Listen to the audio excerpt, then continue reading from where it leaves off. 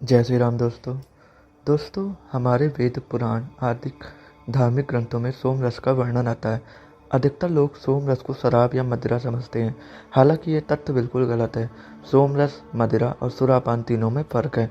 ऋग्वेद में कहा गया है, हितसु पितासु युध्यन्ते दुर्मदासु न सुरायाम, यानी सुरापान करने या नशीले पदार्थों को पीने वाले अक्सर युद्ध, मार पिटाई या उत्पात मचाया करते हैं।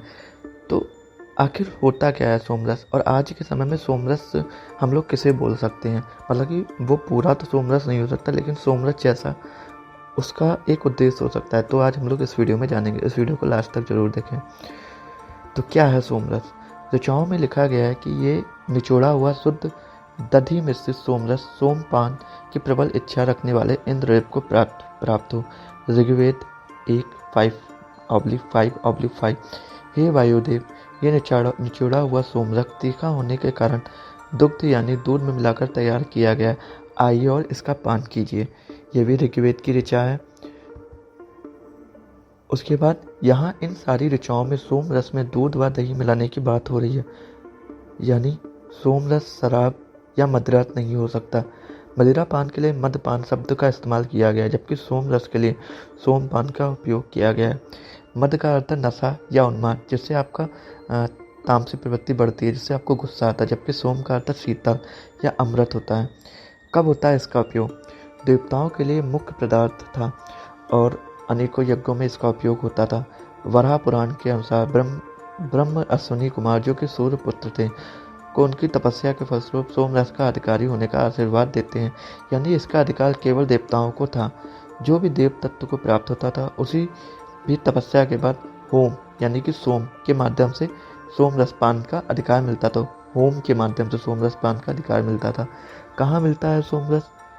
मान्यता है कि सोम नाम की लताएं पहाड़ों पर पाई जाती हैं। राजस्थान के अर्बुद, उड़ीसा के हिमाचल की पहाड़ियों, विंध्याचल, मलय आदि अनेक पर्वतीय क्षेत्रों में इसकी लताएं लताओं के पाए जाने का उल्लेख मिलता है। कुछ विद्वान मानते हैं कि अफगानिस्तान की पहाड़ियों पर ही सोम का पौधा पाया जाता है। ये बिना पत्तियों का गहरे बादामी रंग का पौधा है। अध्ययनों से पता चला कि वैदिक काल के बाद यानी ईसा के काफ़ी पहले इस पौधे की पहचान मुश्किल होती गई। ये भी कहा जाता है कि सोम होम अनुष्ठान करने वाले लोगों के लिए इसकी जानकारी आम लोगों को नहीं दी, उसे अपने तक ही रखा, और कालांतर में इस ऐसे अनुष्ठान करने वाले खत्म हो गए। यही कारण है कि सोम की पहचान मुश्किल होती गई। ऋग्वेद में बताई गई है इसके बनाने की विधि। ऋग्वेद के अनुसार उच्चिष्टम चंबुर भर सोमम पवित्र आसृज निधेयी गोरधि तची। ऋग्वेद सूक्त 28 श्लोक 9। यानी मूसल से कुचली हुई सोम को बर्तन से निकालकर पवित्र कुशा के आसन पर रखें और छानने के लिए पवित्र चरम पर रखें। औषधि सोमा सुनोति पदेन मभि सुणवंती।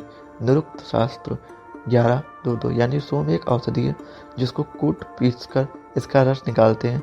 सोम को गाय के दूध में मिलाने पर कवर सीरम, दही में दग्ध सीरम बनता है। शहद या घी के साथ भी मिश्रण किया जाता है। सोम रस बनाने की प्रक्रिया वैदिक यज्ञों में बड़े महत्व की है। इसकी 3 अवस्थाएं हैं: पेरना, छानना और मिलाना। कहा जाता है कि ऋषि मुनि इन्हें अनुष्ठान में देवताओं को अर्पित करते थे और बाद में प्रसाद के रूप में खुद भी इसका सेवन करते थे।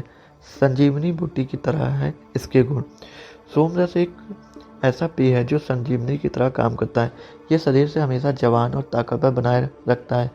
स्वादिष्ट लायम मधुमाम उत्यायम तीव्र किलायम रस्वाम उत्तायम उतोन वस्य पपी वांस समिद्रम न कश्यन सहत आवेशु।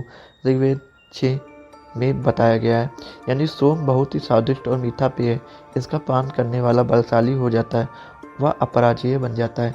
शास्त्रों में सोम रस लौकिक अर्थ में एक बलवर्धक पेय माना गया है। सोम रस जो अगर हम लोग आज के ज़माने में देखें तो जो आप मार्केट में देखते हैं कि जो ठंडाई मिलती है शादी, और उसमें हल्के की भांग डाली जाती है, वैसा समझ सकते हैं। हो सकता है भांग का पेड़ सोम का एक रूप हो, लेकिन हम इसकी पुष्टि नहीं कर रहे हैं, लेकिन ये पॉसिबल है। अलग है आध्यात्मिक अर्थ क्या है सोमरस का। यदि आध्यात्मिक नजरिए से माना जाता है कि सोम साधना की उच्च अवस्था में इंसान शरीर में पैदा होने वाला रस है।